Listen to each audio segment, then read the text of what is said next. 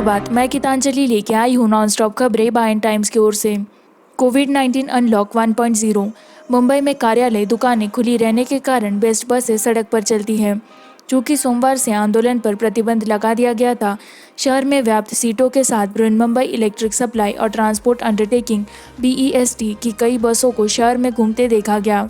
कार्यालय ने Bandra Kurla complex (BKC) और लोअर परेल में काम करना शुरू कर दिया था। दादर, कोलाबा और कुर्ला के प्रमुख बाजार क्षेत्रों में दुकानें भी व्यवसाय के लिए खोली गई है। 30 जून तक लॉकडाउन लागू रहने के कारण महाराष्ट्र सरकार अर्थव्यवस्था के चरणवार फिर से खोलने और मिशन फिर से के तहत सार्वजनिक गतिविधियों के हिस्से के रूप में निजी कार्यालय को 10% कर्मचारियों के साथ परिचालन फिर से शुरू करने की अनुमति दी है। मार्च में तालाबंदी लागू होने के बाद BEST बसों के नियमित संचालन को निलंबित कर दिया गया था और आवश्यक सेवाओं के कर्मचारियों और स्वास्थ्य कर्मचारियों के लिए ही सेवाएं उपलब्ध थीं। सोमवार को लॉकडाउन में आराम के बाद दोपहर तक लगभग 2100 बसों ने शहर की सड़कों पर कदम रखा। जम्मू कश्मीर में CRPF कर्मियों की कोविड-19 की मृत्यु हो गई क्योंकि राज्य में मरने वालों की संख्या 42 तक पहुंच जाती है। कोविड-19 के लिए सकारात्मक परीक्षण करने वाले एक 40 वर्षीय CRPF कर्मी की यहां एक अस्पताल में मौत हो गई, जो जम्मू कश्मीर में उपन्यास कोरोना वायरस के कारण घातक संख्या को 42 तक ले गया। अधिकारियों ने सोमवार को कहा, यह पहला है। अधिकारियों ने कहा कि जम्मू कश्मीर के एक सैनिक की मौत हो गई। दक्षिणी कश्मीर के अनंतनाग जिले में तैनात जवान को गुरुवार को यहां के SKIMS अस्पताल में भर्ती कराया गया। उत्तर प्रदेश के रहने वाले ट्रॉपर को शुक्रवार को लिया गया और यह कोविड-19 के लिए सकारात्मक रूप में वापस आ गया। उसकी हालत गंभीर हो गई और रविवार की रात कार्डियोपल्मोनरी गिरफ्तारी के कारण उनका निधन हो गया। अधिकारियों ने कहा कि नवीनतम घातक स्थिति मरने वालों की संख्या संघ राज्य क्षेत्र में कोरोना वायरस संक्रमण के कारण 42 हो गई है, जिसमें क्षेत्र के बाहर के 2 लोग शामिल हैं। मायावती ने केंद्र सरकार से शहर के अस्पतालों को निवासियों के लिए आरक्षित करने के फैसले पर हस्तक्षेप करने का आग्रह किया। बहुजन समाज पार्टी (बसपा) की प्रमुख मायावती ने सोमवार को कहा कि केंद्र को दिल्ली सरकार में राष्ट्रीय राजधानी में अस्पतालों के बाहर के लोगों को इलाज की अनुमति नहीं देने के फैसले में हस्तक्षेप करना चाहिए। देश भर से लोग अपने महत्वपूर्ण काम के लिए यहाँ आते हैं। ऐसी स्थिति में यदि कोई व्यक्ति अचानक बीमार हो जाता है तो यह बहुत दुर्भाग्यपूर्ण है कि दिल्ली सरकार उसे अपने अस्पतालों में इलाज की अनुमति नहीं देगी, यह कहते हुए कि वह शहर से नहीं है। केंद्र को इस मामले में हस्तक्षेप करना चाहिए। बसपा प्रमुख ने कहा कि लोगों को आज से लागू किए जा रहे लॉकडाउन की छूट अवधि के दौरान यात्रा से बचने के लिए भी आग्रह किया।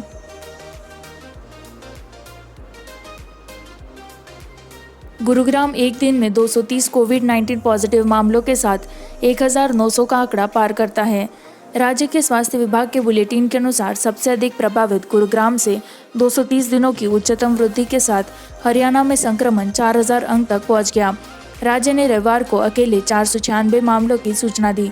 गुरुग्राम से ताज़ा मामलों के बाद राष्ट्रीय राजधानी क्षेत्र NCR में वायरस की गिनती 1922 हो गई और हरियाणा के बाकी 20 जिलों में कुल मामलों की संख्या 1815 थी। नवीनतम बुलेटिन के अनुसार हरियाणा में कुल मामले अब 4448 तक पहुंच गए हैं। अन्य जिलों में फरीदाबाद ने 56 नए मामले दर्ज किए, जबकि नारनौल 25 रविवार को। हरियाणा ने शनिवार को उपन्यास कोरोना वायरस मामलों में अपना अब तक का सबसे बड़ा एकल दिवसीय 355 दर्ज किया, जो रविवार को पार कर गया। शुक्रवार को हरियाणा ने 316 नए मामले दर्ज किए, जबकि एक दिन पहले 327 मामले सामने आए। बुधवार को राज्य में 302 और मंगलवार को 296 मामले दर्ज किए गए।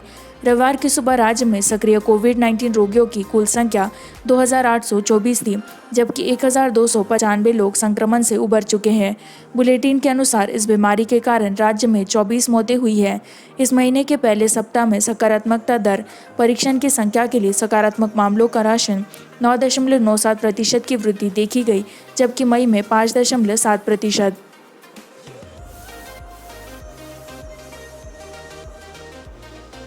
PIB के प्रधान महानिदेशक KS धतवालिया ने एम्स में भर्ती कोविड-19 के लिए सकारात्मक परीक्षण किया। प्रेस सूचना ब्यूरो के प्रधान महानिदेशक KS धतवालिया ने कोविड-19 के लिए सकारात्मक परीक्षण किया है और एम्स में भर्ती कराया गया है, सूत्रों ने रविवार को कहा। उन्हें शाम 7 बजे अखिल भारतीय आयुर्विज्ञान संस्थान एम्स के ट्रॉमा सेंटर में भर्ती कराया गया था।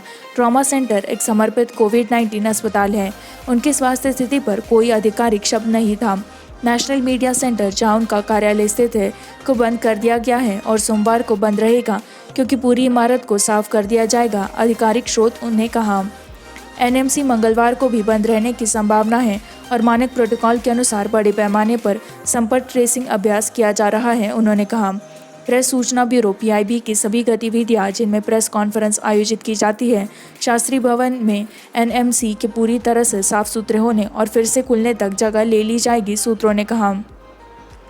दत्तवालिया ने बुधवार को केंद्रीय मंत्री नरेंद्र सिंह तोमर और प्रकाश जावड़ेकर के साथ मंच साझा किया था। उन्होंने मंत्रिमंडल द्वारा लिए गए निर्णयों पर मीडिया को जानकारी दी।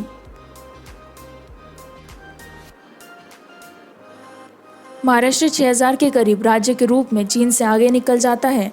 सोमवार से मुंबई की सड़कों पर चलने के लिए और अधिक बसें। राज्य के स्वास्थ्य विभाग ने कहा कि महाराष्ट्र का कोविड-19 टैली रविवार को 3007 नए मामलों के साथ 85,975 हो गया, जबकि घातक संख्या 91 तक पहुंच गई, जिसमें मुंबई में 61 मौतें हुई, 3060 तक। एक आधिकारिक बयान में कहा गया है कि देश में अब यह 45.06% से बढ़कर 45.72% हो गया है। मृत्यु दर 3.55% थी। एक दिन में कुल 1924 मरीजों को छुट्टी दे दी गई, जबकि बरामद मामलों की संख्या 39,314 हो गई। यह कहा गया है राज्य में अब 43,591 सक्रिय मामले हैं, जिसमें कहा गया है कि अब तक कुल 5,51,647 नमूनों का परीक्षण किया गया है। 91 मौतों को दर्ज किए जाने के बाद पिछले 2 दिनों में 31 मौतें हुई हैं, जबकि बाकी 13 अप्रैल से 4 जून के दौरान यह कहा गया है। रविवार को रिपोर्ट की गई 91 मौतों में से 71 मुंबई में एमएमआर मुंबई मेट्रोपॉलिटन रीजन क्षेत्र में 61 सहित थे। इसमें मृतकों में पश्चिम बंगाल का निवासी भी शामिल था, जिनकी मृत्यु हो गई उपचार के दौरान मुंबई में। कुल 85,975 सी राज्य के अनुसार मुंबई में अब 48,774 मामले और 1,638 मौतें होती है। वर्तमान में 5,58,463 लोगों को घरेलू संगरोध के तहत रखा गया है और पूरे महाराष्ट्र में संस्थागत संगरोध में 28,504 है।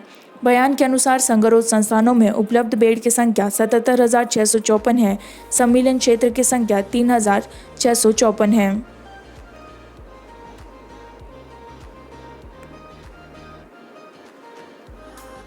सोनू सूद ने महाराष्ट्र के सीएम उद्धव ठाकरे से मुलाकात की। महाराष्ट्र के मुख्यमंत्री उद्धव ठाकरे ने रविवार को अभिनेता सोनू सूद द्वारा फंसे हुए प्रवासी कामगारों के लिए बसों की व्यवस्था करने की पहल की। अभिनेता ने ठाकरे से मुलाकात रात में उपनगरीय मुंबई में मातोश्री में की।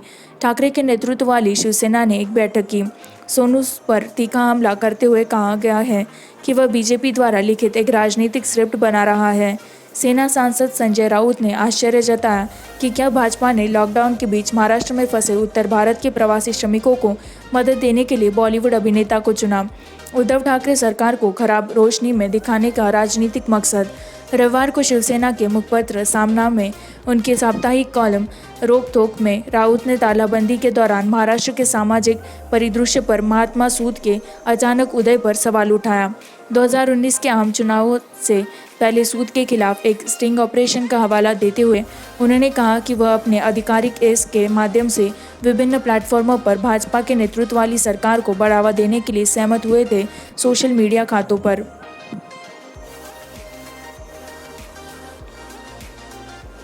सीआरपीएफ जवान ने कोविड-19 को आत्महत्या कर ली, अर्धसैनिक बलों में 11वीं मौत। अधिकारियों ने कहा कि कैंसर से पीड़ित 37 वर्षीय केंद्रीय रिजर्व पुलिस बल के जवान ने कोविड-19 के सामने दम तोड़ दिया है।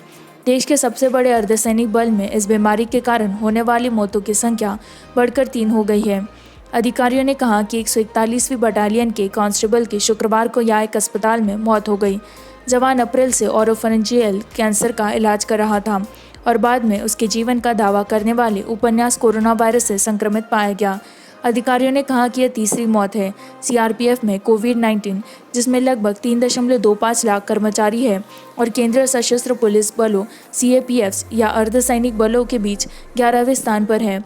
केंद्रीय औद्योगिक सुरक्षा बल ने 4 मौतों की सूचना दी है। सीमा सुरक्षा बल 2 और सशस्त्र सीमा बल और भारत तिब्बत सीमा पुलिस ने 1-1। CAPF's नवीनतम आंकड़ों के अनुसार 1,550 से अधिक कोरोना वायरस मामले थे, जिनमें से 1,100 से अधिक बरामद हुए हैं। इन बलों ने लगभग 10 लाख की संयुक्त ताकत के साथ केंद्रीय गृह मंत्रालय के तहत आंतरिक सुरक्षा और बॉर्डर गार्डिंग डोमेन में विभिन्न प्रकार की भूमिकाओं में तैनात है।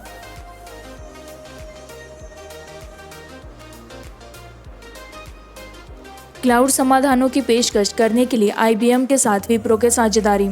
विप्रो लिमिटेड ने सोमवार को IBM के साथ एक सहयोग की घोषणा की, जिसके माध्यम से बेंगलुरु मुख्यालय वाली कंपनी सार्वजनिक या निजी क्लाउड और ऑन प्रीमाइसेस IT परिवेशों में सुरक्षा के साथ व्यवसाय को स्थानांतरित करने, प्रबंधित करने और मिशन क्रिटिकल वर्कलोड और एप्लीकेशन को बदलने में मदद करने के लिए हाइब्रिड क्लाउड ऑफर विकसित करेगी। विप्रो के कथनानुसार विप्रो कोठारी परिसर में स्थित विप्रो IBM नोवस लाउंज एक विप्रो स्टेटमेंट के अनुसार एक समर्पित इनोवेशन सेंटर है। यह cloud, artificial intelligence, machine learning और इंटरनेट ऑफ थिंग्स इनोवेशन को बढ़ावा देने के लिए समाधानों की व्यापक सूट की पेशकश करेगा। उद्यमों, डेवलपर्स और स्टार्टअप्स ने कहा, कस्टमर्स के पास IBM और रेड हैट सॉल्यूशंस की रिमोट एक्सेस होगी, जो उन्हें बेहतर अनुभव और कनेक्टेड इनसाइट्स के साथ बिजनेस चपलता के लिए अपने टेक्नोलॉजी इन्वेस्टमेंट को स्केल करने में मदद करने के लिए बनाया गया है।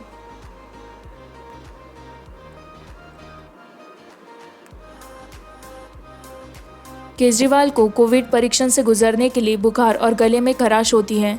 दिल्ली सरकार के सूत्रों ने बताया कि मुख्यमंत्री अरविंद केजरीवाल सोमवार को घर से अलग हो गए। अधिकारियों के अनुसार केजरीवाल ने रविवार को हल्के लक्षण विकसित करने के बाद बुखार और गले में खराश की शिकायत की। उन्होंने वर्तमान में अपने आवास में खुद को अलग थलग कर लिया है। CM संक्रमण की पुष्टि के लिए एक कोविड-19 परीक्षण से गुजरेंगे। उनकी बैठकों और नियुक्तियों को रद्द कर दिया गया है। आम आदमी पार्टी के संयोजक, जो अपने मंत्रियों और अन्य लोगों के साथ पिछले 2 महीनों से ऑनलाइन बैठक कर रहे हैं, LG हाउस में कुछ समय के लिए आए थे। CM अपनी पत्नी सुनीता और बच्चों के साथ रहते हैं। उसके पास अतीत में श्वसन संबंधी समस्याओं का इतिहास है और अत्यधिक मधुमेह है, जिसके इलाज के लिए वह बेंगलुरु भी गया था। वह इस बीमारी को केवल सर्दियों में ही विकसित करता है। मुख्यमंत्री को केवल 7 जून की दोपहर से बुखार और गले में दर्द की शिकायत है। उन्होंने डॉक्टरों की सलाह पर घर में खुद को अलग रखा है। कल यानी 9 जून को उनका कोरोना टेस्ट होगा। जल्दी उसे ठीक करने के लिए भगवान से प्रार्थना करें। आप केजरीवाल ने रविवार को एक प्रेस कॉन्फ्रेंस को संबोधित किया, जिसमें सोमवार से राष्ट्रीय राजधानी में शॉपिंग मॉल, पूजा स्थल और रेस्तरां खोलने की घोषणा की गई थी।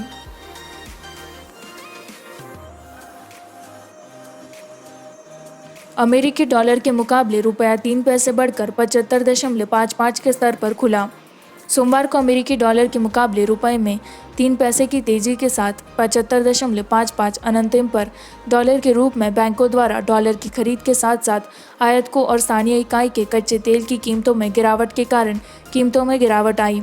निरंतर विदेशी फंड प्रवाह और व्यापार गतिविधि के पुनरुद्धार रुपए का समर्थन कर रहे हैं, लेकिन डॉलर की मांग और कच्चे तेल की बढ़ती कीमतों का घरेलू इकाई पर वजन हो रहा है। अमेरिकी डॉलर के मुकाबले रुपया 75.59 पर खुला और अंत में 75.55 पर बंद हुआ, अपने पिछले बंद पर 3 पैसे। यह शुक्रवार को ग्रीनबैक के खिलाफ 75.58 पर बसा था। 4 घंटे के सत्र के दौरान रुपए में 75.50 का इंट्राडे हाई और 75.64 का निचला स्तर था। इक्विटी के सामने 30 शेयर BSE बेंचमार्क सेंसेक्स 17.60 अंक बढ़कर 34,304.84 पर और व्यापक निफ्टी 20.45 अंक पर था, 10,162.60।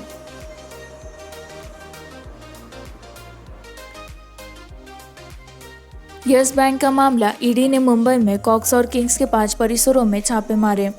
अधिकारियों ने कहा कि प्रवर्तन निदेशालय ने सोमवार को यस बैंक के धन शोधन मामले के वैश्विक पर्यटन और travel company Cox and Kings के कम से कम 5 परिसरों पर छापा मारा। अधिकारियों ने कहा, केंद्रीय एजेंसी की टीमें रोकथाम के तहत खोज कर रही है, मनी लॉन्ड्रिंग एक्ट PMLA। उन्होंने कहा, कॉक्स और किंग्स बैंक के शीर्ष कर्जदारों में से एक थे और बैंक में कंपनी के पास लगभग 2,260 करोड़ रुपए का एक्सपोजर था। अधिकारियों ने कहा कि उनका उद्देश्य अधिक साक्ष्य जुटाना है।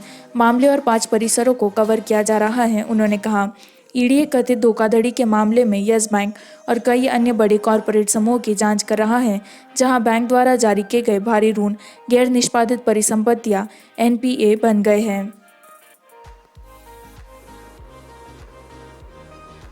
भारत ने 9,983 कोविड-19 मामलों के एकल दिवसीय स्पाइक दर्ज किए, मृत्यु टोल 7,135।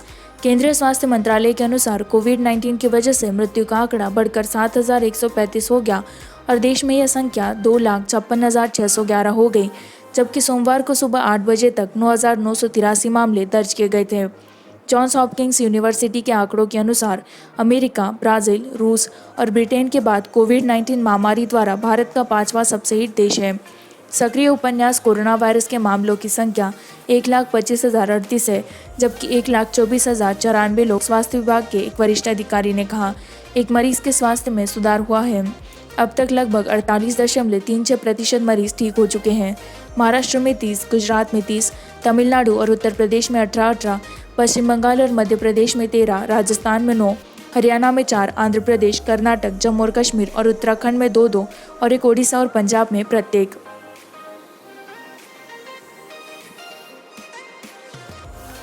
फिलीपींस के कोरोना वायरस वैक्सीन के बिना किसी भी छात्र को स्कूल नहीं भेजा जाएगा।